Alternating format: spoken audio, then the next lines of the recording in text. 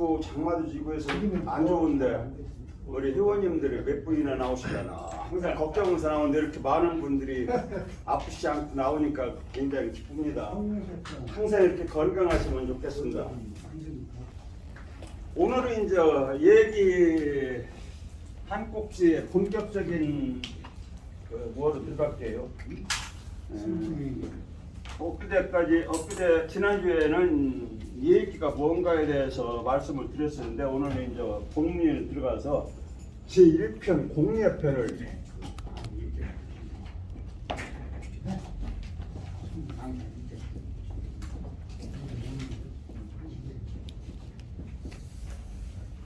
공예편에 대해서 말씀드릴게요. 이게 얘기 49편 중 첫 번째 제1편이에요. 1편. 아니 저기 위대장에 비켜주시면. 근데 이거는 공예는 뜻이에요.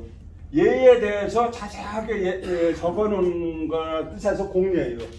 이 공예는 이 얘기가 있기 전부터 공예라는 제목으로다가 책이 독립되어서 있었던 걸로 이렇게 추정을 돼요. 왜냐하면은 이 얘기 중 공예편에서 공예에 이르기르라는 단어가 나오거든요. 그것은 공예라는 책에 있는 독립서가 따로 있었던 거고, 사실상 얘기는 이 옛날에는 공예를 이야기한 게 아닌가라고 학자들이 그렇게 추정을 하고 있어요. 정확한 건 아니에요. 학자들마다 이제 추정을 하는 거니까요. 그래서 이 자세하게 정해둔 예절을 자세하게 정해둔 것이라는 의미에서 공예인데, 나중에 이제 이것이 상가로 되고 그리고 49편까지로 이제 분류가 나중에 됐는데요. 사실 이 공예의 상편이 가장 이 얘기 중에서 중요합니다. 이 공예의 뜻만 알고 공예의 그 뭐만 알으면은 얘기는 다 배운다고 해도 과언이 아니에요. 제 1장에 나온 말이 뭐냐면, 1장에 나온 것은 여기 예를 향하는 군자의 자세에 대해서 나와요. 여기서는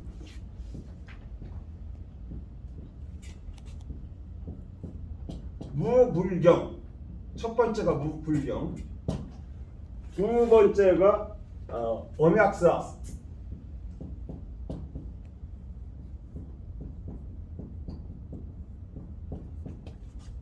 같은 약자 써요. 엄약사. 그 다음에 세 번째가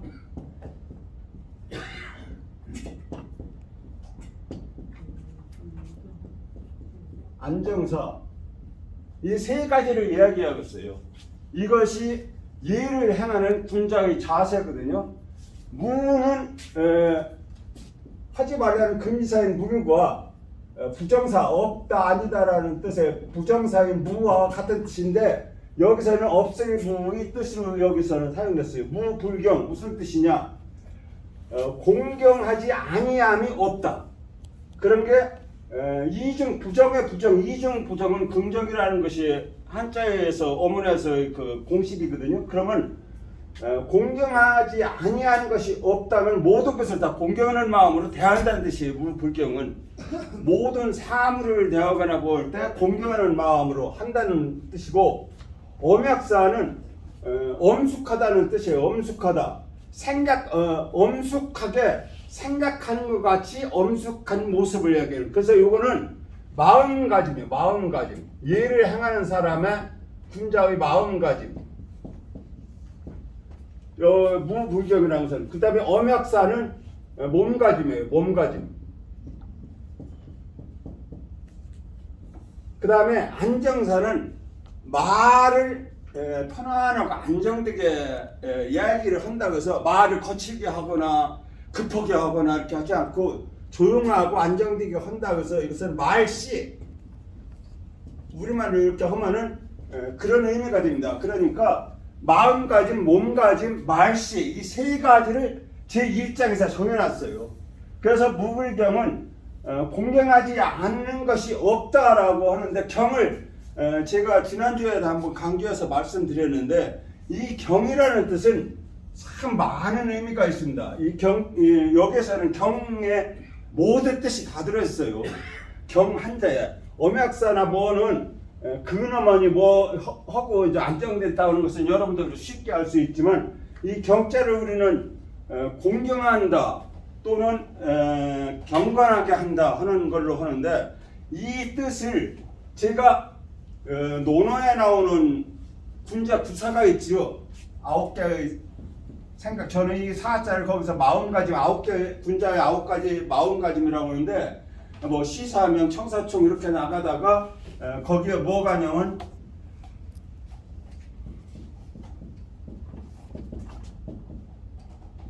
사사경이라는 말이 나와요.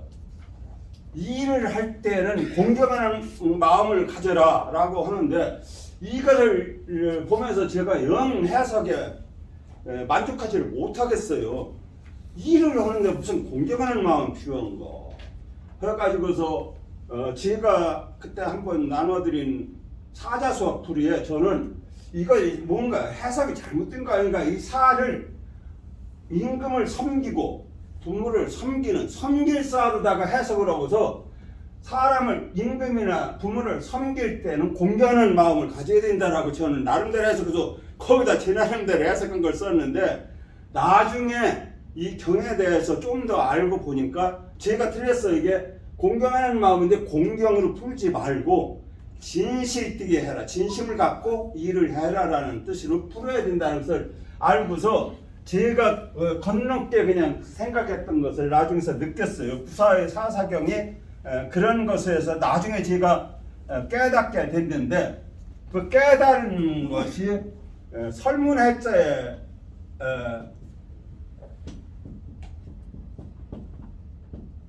설문해자의 해석을 보고서 그때 깨달았어요. 설문해자에 뭐라고 나왔냐면 경은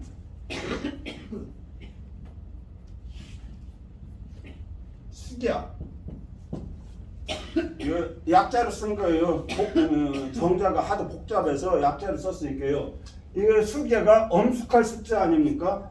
엄숙할 숙자인데 경이한 숙야라고 썼으니까 엄숙하다는 것은 뭐겠습니까?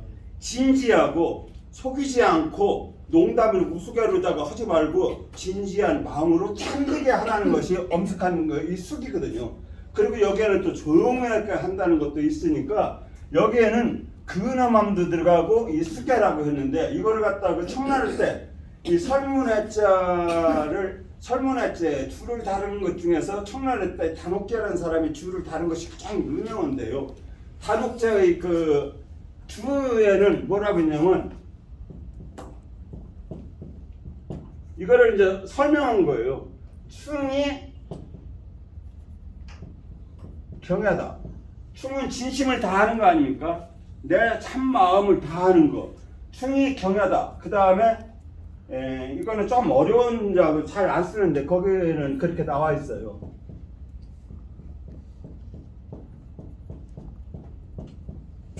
난이 경이다. 이 난이라는 것은 두려워할 난자, 어려워할 난자예요. 사람한테 진심으로 대하라는 것과 사람을 어렵게 대하라는 것, 근엄하게 대하는 것, 그 다음에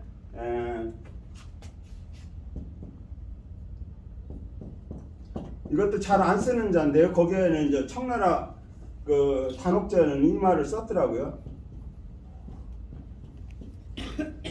경이 경야다. 이 경은 내내 공경할 경자예요. 그래서 이거와 같은 의미를 갖고 있다고 해서 이거를 보면은 엄숙하고 마음에 정성을 다하고 몸과 마음을 삼가서 공손한 것이 결국 경이라는 뜻이에요. 그렇게 여기는 진지한 진실이 먼저 들어가야 된다는 얘기예요. 윗사람을 받드는 것도 그런 마음가짐이 없이는 받드는 것이 의미가 없지요. 설문해자에서는 숙약, 엄숙한 거라고, 즉 진지하고 거짓과 쓸데없는 농담, 군더더기가 없는 참된 마음을 경이라고 이렇게 말을 하고 있습니다. 그러면 경이 그렇게 중요한 것은 무불경 모든 일에 대해서 대화할 때 예의라는 것은 그러한 진지한 마음과 참된 마음으로다가 해야 되고, 그다음 엄은 엄약사라고는 이것도 근엄하다는 엄자예요. 근엄하고 엄숙하다는 엄자인데, 여기에서의 엄은 그 태도가 바위같이 변함없이 앉아있는 모습이 꼭 무언가 깊이 생각하는 사람과 같다. 여기 꼭 이렇게 하면 이것이 그 서양에서 생각하는 사람을 동상을 만든 그 생각하는 사람을 연상하게 돼요. 바로 그런 태도예요. 바위처럼 든든하고 변함없이 앉아있는 모습이 꼭 생각하는 것과 같다. 엄숙하게 생각하다. 이것이 몸가짐이에요. 그 다음에 그래서 공자도 그 논어에 보면은 공자 그 논어 수리품에 보면은 공자의 성품에 대해서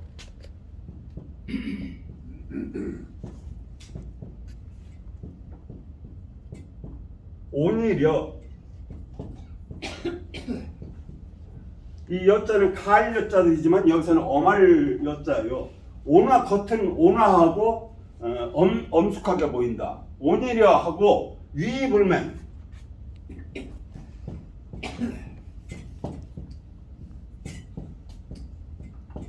저 겉은 위험이 있어 보이지만 싸납지는 않다. 그 다음에 공의한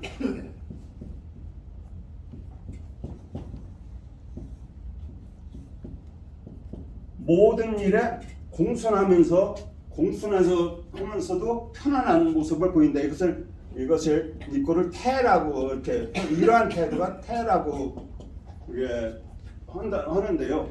오히려 위불면 공의안이 바로 엄을 나타내는 겁니다. 그러니까 공자께서는 그 항상 몸가짐을 엄약사와 같은 태도를 했다는 것을 알 수 있고, 안정사는 편안하지요.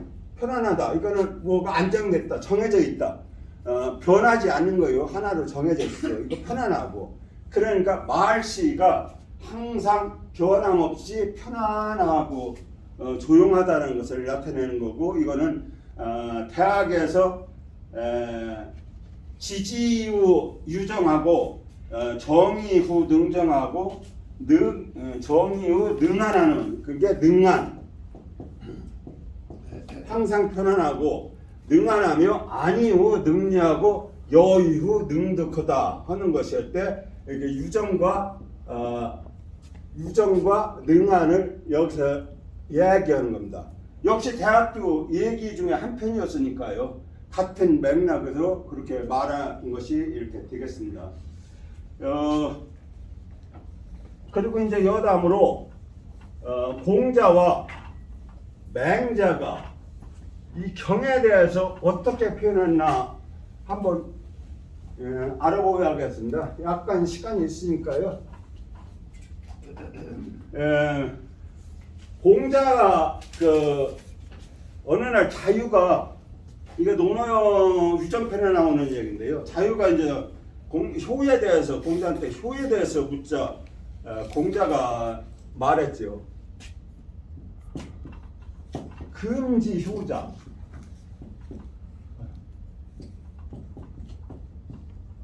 여기는 사람이 아니라 사물입니다. 사물에 대한 자니까 것. 지금의 효라는 것은, 요즘 세대의 효라는 것은 금지 효자,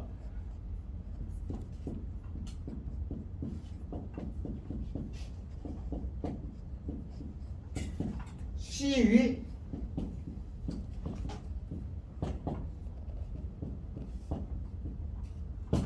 능량입니다. 지금 사람들은 효라는 것을 잘 모시는 거, 이걸 봉양한다고 하는, 잘 봉양한다고 하는 것은 이거는 가능 동사라서 여기서는 잘, 선자와 같은 의미입니다. 잘한다. 잘 봉양하는 것을 말하는데, 그것을 말하는데 이제 뒤에 나오는 말이 더 뭡니다. 지역 연마.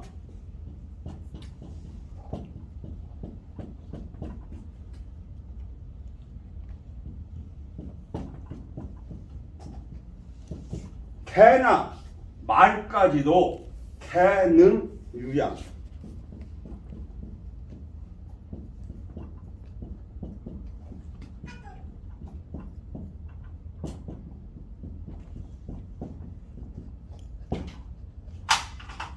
개는 유양. 말이나 개나 말까지도 모두 잘 먹이고 기르지 않느냐. 양은 사람에 대한 양이나 동물에 대한 양이나 같다고요. 그런 게 여기는 사람이니까 좀 높여서 풀이하지만 봉양한다는 의미로다가 풀이를 할 수가 있고요. 여기서는 먹이고 기른다는 의미로 할 수가 있어요.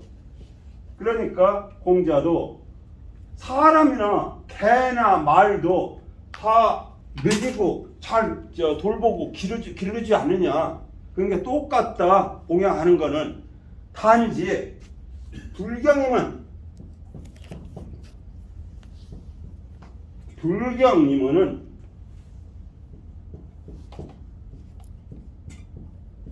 하이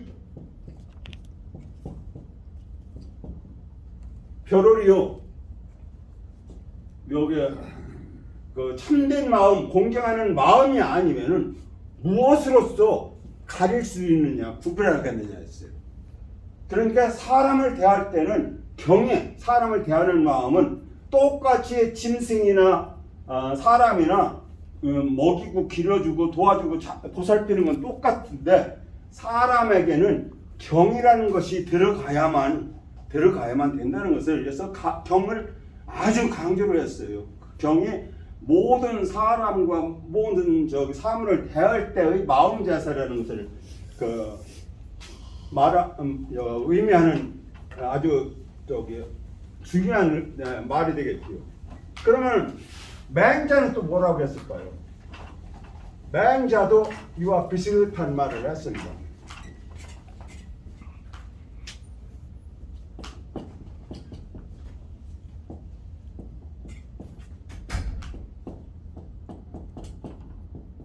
시기의 불에 이거를 사라고 발음하기도 하는데요. 식이라고 발음해도 해석에는 큰 게 없어요. 이 식자를 보면은 영사인 밥시 그리고 사동사인 매길사라고 이 사라고 그때는 한다고 그러는데 시기로 할 때도 먹인다는 뜻이 의미가 있고 밥이라는 뜻도 있어요. 자동사인 먹는다는 의미로 식을 보통 쓴다고 그러는데 그 풀이를 보면은 똑같아 가지고 구분할 시력이 없어요. 현재로서는. 그리고 지금 이거를 사와 식을 구분해서 읽는 사람도 거의 없을 겁니다.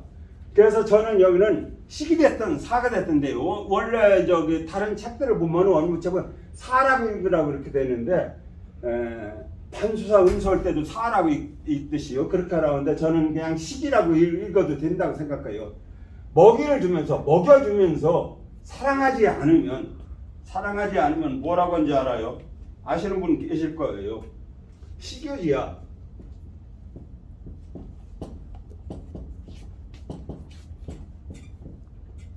돼지와 사귀는 것 같다는데 사귄다고 하는 것은 여기는 돼지와 같이 여기다라고 하는 뜻으로 이 교를 해석해요. 돼지하고 사귀는 사람은 없잖아요. 그러니까 여기서 의미가 여긴다. 돼지에게 먹이주는 것과 같이 여기는 것이다. 사랑하지 않으면서 밥을 주고 먹이만 갖다 던져주는 것은 돼지한테 밥 갖다 주는 것과 똑같다. 이런 이야기를 했고요. 그 다음에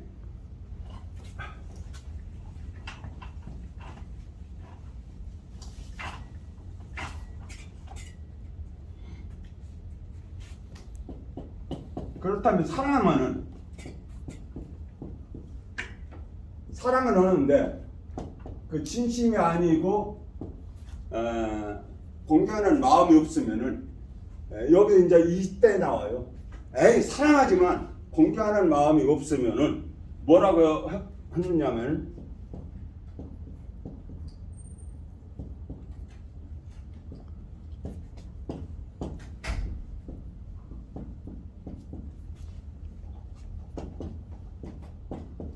수역지야. 이거는 가축축이 되는데요. 기른다고 일단은 슉이라고 발음을 하도록 되어 있어요. 그런데 이것도 지금 슉하고 축하고 구분해서 발음하시는 분들이 많지 않을 거예요. 책의 원문에 그렇게 발음하라고 써 있으니까 이제 그럴 뿐이지 기를 슉자 가축 축 이렇게 되어 있는데 여기서 후육지야라고 하는 것이 좋을 것 같다.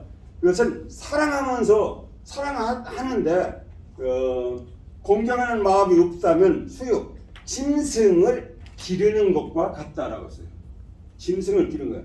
그러니까 먹고서 사랑하지 않으면 돼지를 이렇게 가축을 기르는 것 같고 사랑하면서도 공경하는 마음을 안 가지면은 짐승 기르는 것과 가축 기르는 것과 뭐가 같으냐 이런 얘기입니다. 그런 게 지금 애완견이나 애완묘 같은 거에 대해서 여러분들 기르시는 분 계실까 몰라도 사랑은 하지만 그걸 공경하고 굉장히 뭐 하지는 않잖아요.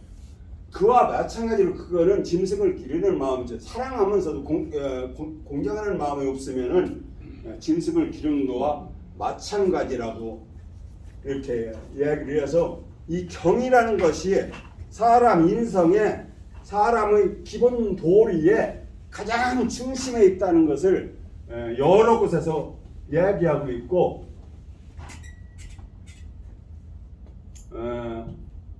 이거는 중국 사람들은 아니고 우리나라 선비들이 이야기하는 거죠. 것 중에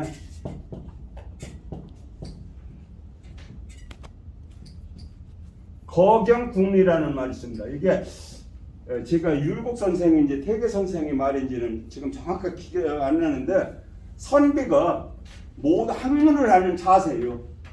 거는 어디에 머문다 살다 한데 경에 살면서 그렇게 경하는 경의 그 참된 마음을 마음속에 갖고 있다는 뜻이에요. 거는 그 갖고 있으면서 국리 사물의 이치를 파해치라는 뜻이에요. 거경궁리라고 조선시대의 선비들의 학문하는 자세를 거경궁리라고 해서 거기 여기서도 경이라는 것을 엄청나게 소중하게 주고 항상 그런 마음을 가지면서 사물을 대하고 그 이치를 파헤치라 거기까지 연구해라 이렇게 이야기를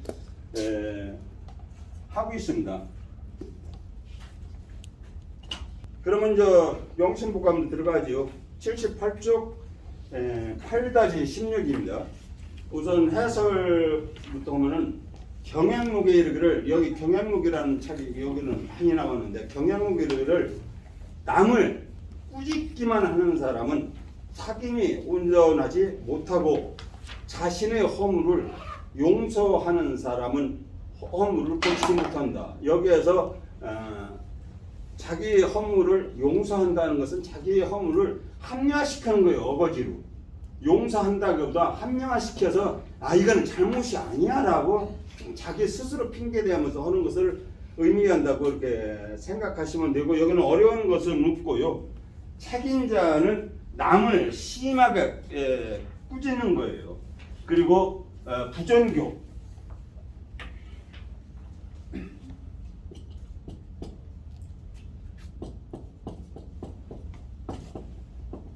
여기서는 이거는 사귐입니다. 남과 교류하는 거고 저는 온전하게 남과 온전하게 사귀지를 못한다. 그러니까 사귐에서는 항상 거짓이 낄 수도 있고 다툼이 낄 수도 있고 그 불완전하다는 의미를 이야기한 거고 자서전은 아까 말씀드린 대로 자기가 자기 잘못에 대해서는 꾸짖는 게 아니라 합리화시켜가지고 그냥 유야무야 하려고 한다는 뜻이고 그런 사람들은 불개과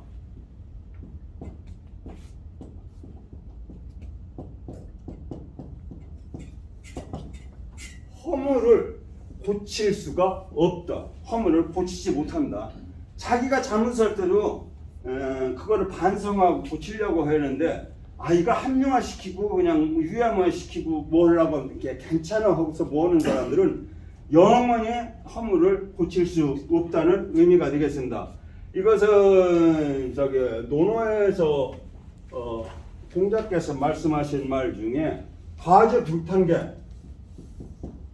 허물이 있으면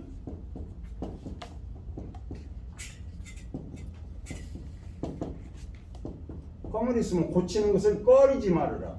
즉시 고쳐라 라는 말입니다.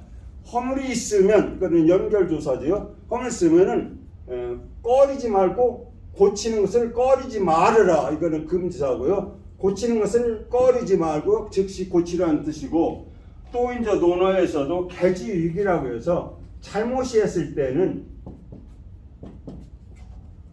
고치는 것을 가장 귀하게 여긴다라고 하는 것과 다 같은 맥락이 되겠습니다. 다음 8-17도 위말과 연결돼서 경쟁력에 나오는 말입니다. 우선 해설부터 보면은 아침부터 밤까지 중요를 생각하는 사람들은 남들이 알아주지 않아도 하늘이 반드시 알아줄 것이요, 배불리 먹고 따뜻한 옷을 입으며 즐겁게 제 몸만 보호하는 사람은, 그 제 몸만 생각하는 사람이지요.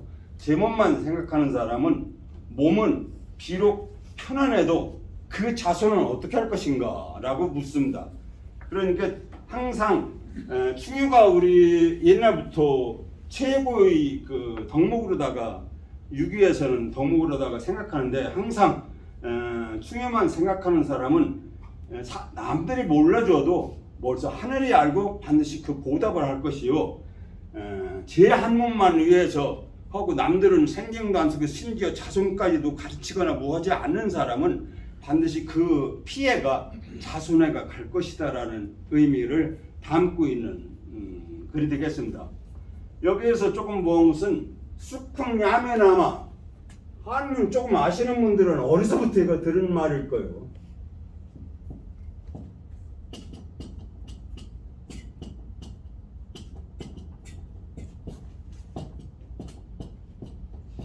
야매, 숙은 일찍숙이지요. 아침 일찍 일어난다. 이거는 흥하다도 되지만 일어난다, 기자하고도 같습니다. 일어날 기, 여기서는 일어날 기와 같은 의미로 쓰여요. 그리고 양은 밤늦게, 양 침대, 이게 침대 매자지, 잘 매자, 잘 매자인데 이거의 본자는, 이것이 본자예요. 이거는 지금 현재 정자로 있었지만 이전에 이것이 정자로 쓰였었기 때문에, 쓰인 일이 있기 때문에 이걸 본자라고 합니다. 이 글자에서 변해서 지금은 이것이 정자로다가 이제 돼서 지금은 잘 안 쓰지요. 근데 참고로 아르시라고 제가 메모만 했을 뿐이에요. 수궁야매, 그러니까 이거는 아침부터 밤까지라고 생각하면 돼요. 아침 일찍 일어나서 잠자리에 들 때까지라는 뜻이죠. 그러니까 아침부터 밤까지 하루 종일 이런 의미가 되겠죠. 소사, 충효자, 충효만을 생각하는 사람이라는 뜻입니다. 소사, 충효자는 인부지나 남들이 알아주지 않으나 천필지지요.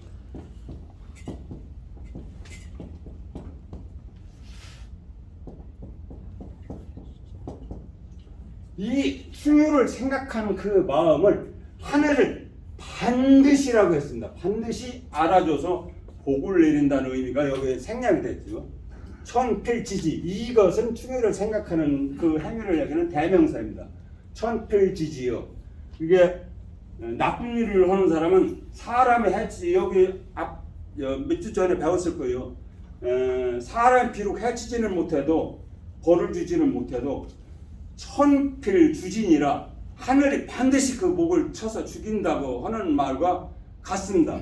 악한 사람은 천필주지요, 착한 사람은 천필지지라, 이를 알아서 복을 내려준다는 그런 의미가 되겠습니다. 그 다음에 호식 난이는 배부를 보자 먹을 시, 따뜻할 남자 오시니까 배부르게 먹고 따뜻하게 하면서 이연자유자,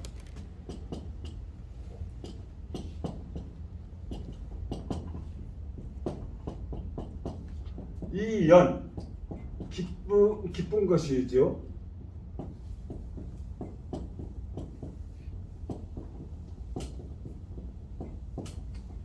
이연자유자, 이는 기쁜 모습. 이것은 이연 기쁜 모습 그대로 기뻐하는 그것. 그래서 이거는 이가 겹친 소학에도 형제 이 형제는 서로 기뻐하고 즐겁게 지내라 하더니 이와 이연은 같은 의미가 되고 자의자는 스스로 자기를 보호하는 사람. 이게 이제 호의할 위자 정자예요. 이것이 지금 속자로다가 우리가 보통 인사무리도 그렇고 모든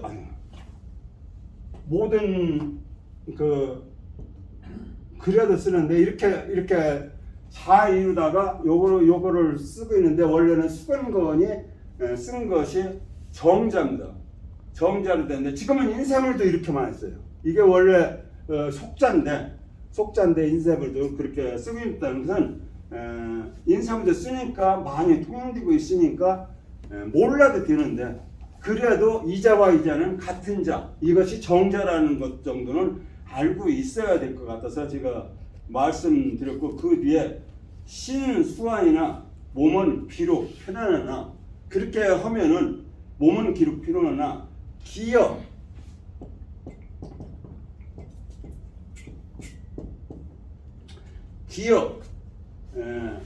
그 자손은 만약, 그러니까 여기서는 여는 만약이라는 뜻이에요. 부사로 썼어요. 만약 기여 자손하.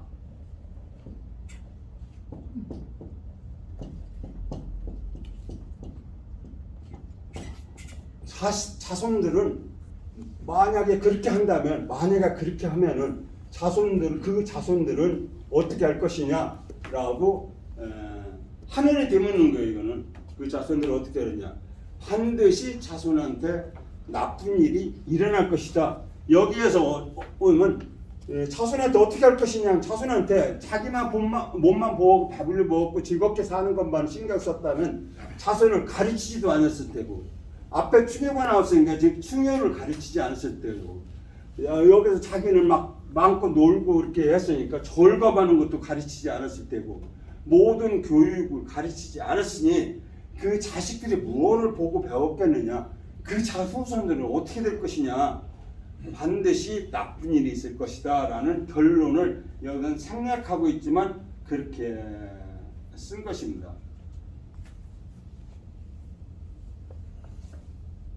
그 다음에 8-18까지 하면은 오전 수업 끝날 것 같습니다. 8-18 우선 해설부터 보죠. 처자식을 사랑하는 마음으로 어버이를 섬기면 정성을 다하는 것이요. 그런데 여기서 정성을 다한다는 것은 효도를 다하는 것이요. 효도를 다하는 것이라는 의미요. 정성을 다하는 효도요. 부귀를 보존하라는 마음으로 임금을 받든다면 어디를 가도 충성하지 않음이 없을 것이요. 남의 잘못을 꾸짖는 마음으로 나의 잘못을 꾸짖으면 허물이 적을 것이요.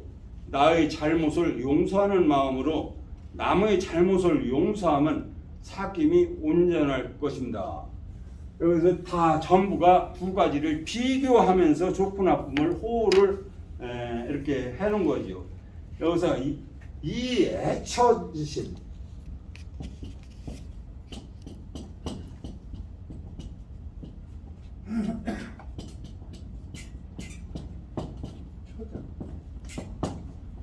자자가 빠졌나요? 예, 처자를 사랑하는 마음으로 이거는 어떤 것을 원인이 되는 것을 이야기하는 겁니다. 처자를 사랑하는 마음으로 사칭하면 사칭.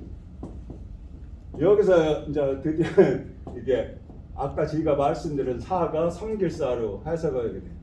어버이를 모시면, 부모를 모신다면 여기서도 복이 나오네요.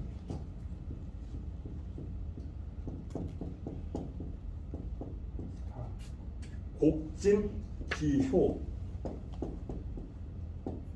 그 효도를 다 자세, 모든 효도를 다 자세까지 끝마치는 거 다 한다는 거예요. 온 정성을 다 바쳐서 효도하는 것이 되고 저기 이모부기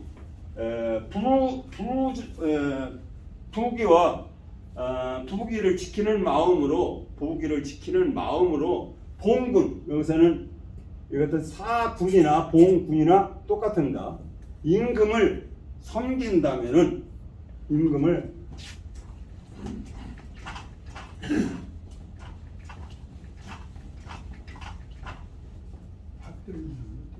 임기를 섬긴다면 여기 무왕이라 그러는데 여기서 토를 다른 거 와라고 썼을 거예요. 그 밑에 이응을 빠졌어요. 맞아요? 내 것만 그랬었나요?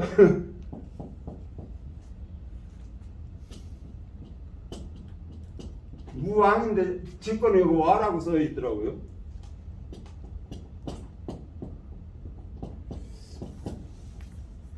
이것이 이제 하는데 가지 않아도 이렇게 두 자식을 뿌려서 하면 가지 않아도 불충한다. 충성을 하지 않는다. 딴 데로 안 가더라도 이렇게 해석할 수도 있어요. 그렇지만 여기서는 그러니까 이 한자가 주석이 없으면은 한자 조금 안다는 사람들도 해석이 어려울 때가 한두 번이 아니에요. 어디를 가더라도 이 문은 나머지를 여기 장식하는 거니까 어디를 가더라도 불충하지 않으랴. 여기 이렇게 된 게 왕을 빼면은 부가 부는 이중부장이 되지요. 충성하지 않음이 없다. 그래서 요거 해석에 이것만 똑 띄어서 이런 것이 없이 여러분들 온다면 해석하기가 아주 곤란하고 저도 해석 거의 그렇게 할 거예요. 어디를 가더라도 충성하지 않음이 없다라고 이렇게 해석할 거예요. 그런 게 어디를 가더라도 그 사람은 충성한다. 자기가 부귀를 지키려고 하는 그런 마음가짐으로 임금을 섬기면은 어디를 가더라도 충성하지 않음이 없다. 즉 충성하는 훌륭한 신하가 될 것이다라는 뜻이 되고 그 뒤는 앞의 물과 연관돼 가지고 이 책임지심으로 남의 잘못을 꾸짖는 마음으로 찾기 나의 잘못을 꾸짖는다면은 즉 과과요.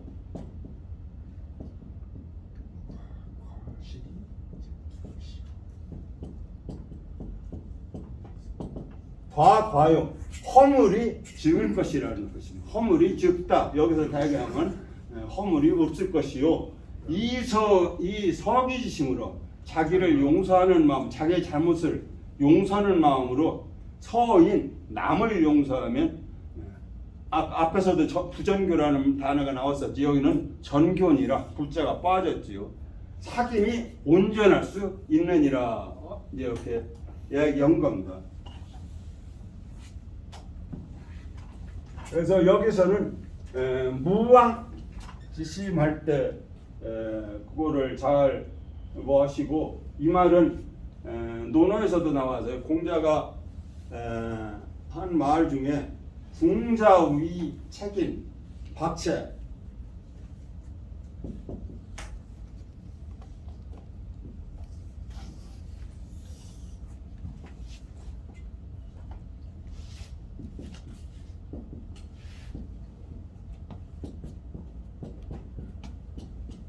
궁자후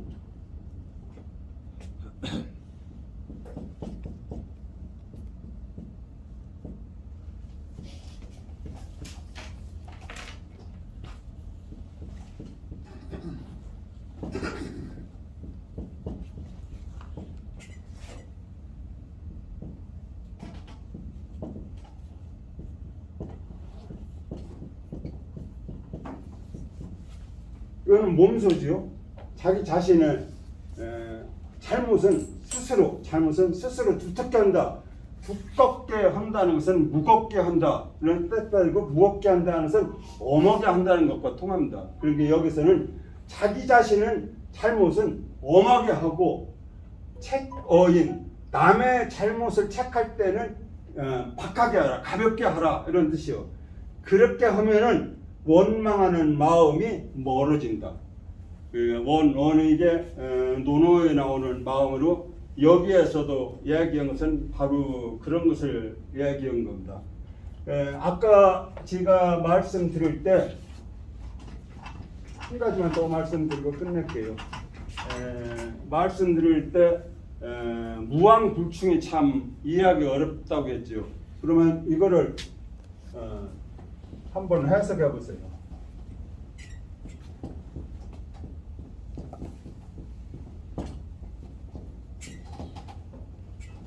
칠십등남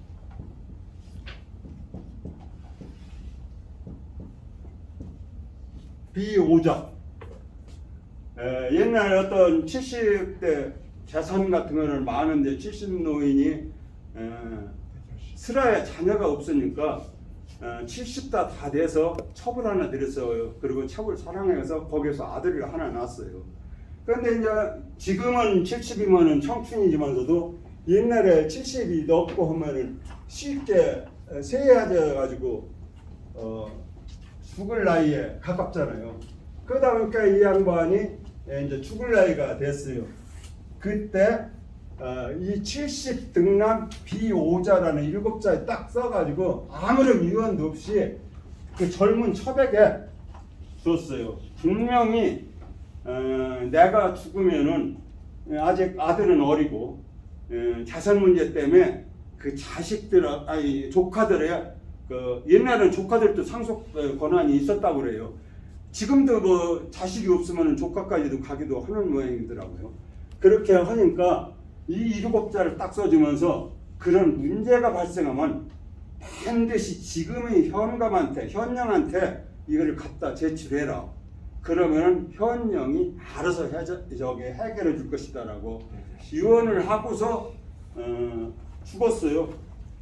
진짜 죽으니까 그 조카들이 70의 아들을 낳는다는 것은 말도 안 되는 소리다. 얘는 어디서 다른 데서 나온 애다. 얘는 진짜 아들이 아니다라고 하면서 재산을 자기들한테 물려달라고 하다가 소송까지 갔어요. 그러니까 이 젊은 첩이 그 유언이 딱 생각나서 소송이 걸려서 현령 앞에 불려가가지고서 이거를 내놨어요.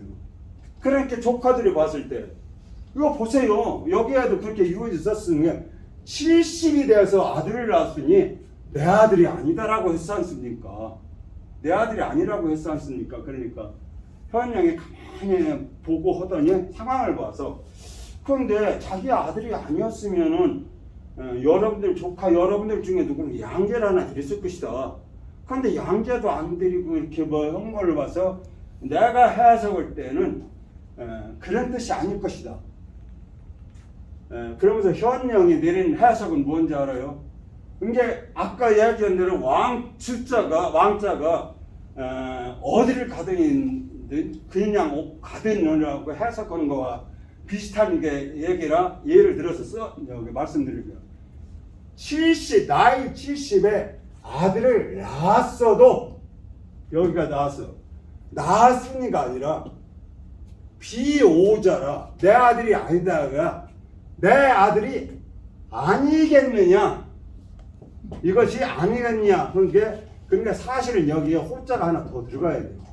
비호 아니랴 아들이 내 아들이 아니랴 하는 거 그것은 빼고서 이게 말을 맺기 위해서 그거 뺀 것 같아요.